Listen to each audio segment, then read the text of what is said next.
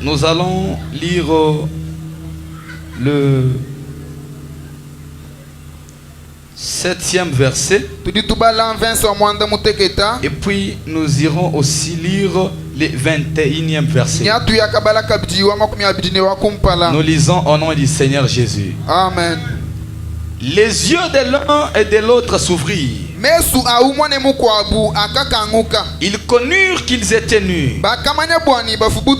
Et ayant cousu des feuilles de figuier,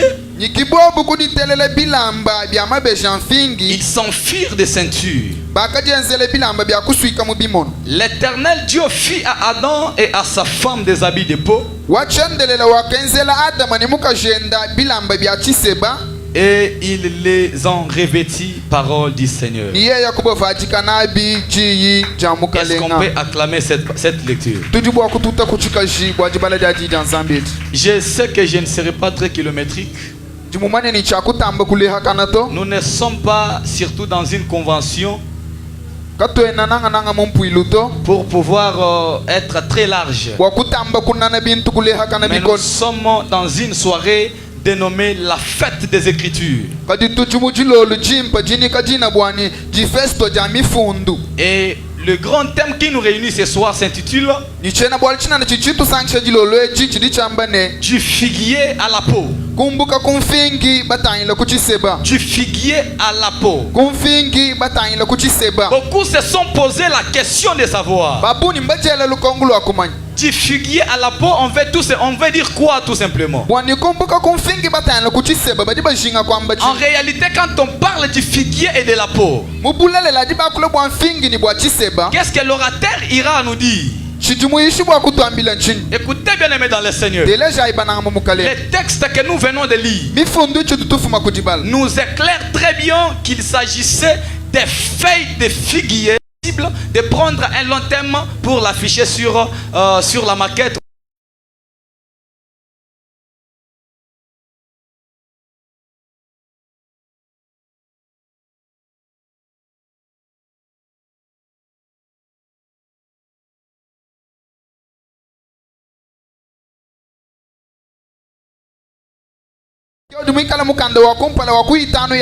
Le premier livre qui est la Genèse, qui nous parle de la création. Le deuxième livre qui est l'Exode, qui nous parle de départ. Le troisième livre qui s'appelle le Lévitique, un livre consacré au sacrifice.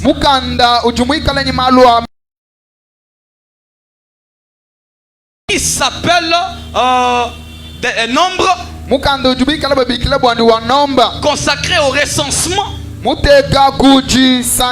Alors le cinquième et le dernier livre qui est le Deutéronome, qui est consacré aux juges. Alors le premier livre de la Bible que nous avons nommé la Genèse, c'est un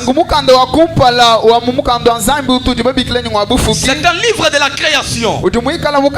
C'est pourquoi à la création, bien aimé dans le Seigneur, la Bible dit au commencement les cieux, au commencement Dieu créa les cieux et la terre. La terre était informe et vide. Il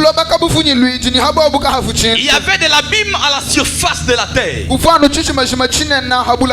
Écoutez bien aimé dans le Seigneur, pour que Dieu commence à créer les choses sur la terre, la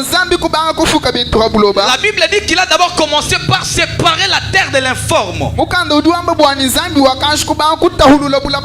C'est-à-dire qu'il a d'abord commencé à enlever l'immaturité de la terre, pour que la terre puisse produire. Il faut réellement que la terre soit mature. Et la maturité de la terre consistait à l'éloigner de toute informité, de tout vide. C'est pourquoi si nous parlons de cette terre, nous voyons un homme appelé Adam. Adam a été créé grâce à la terre. Maintenant, ce que j'aime le plus, lorsque Adam avait commis le péché,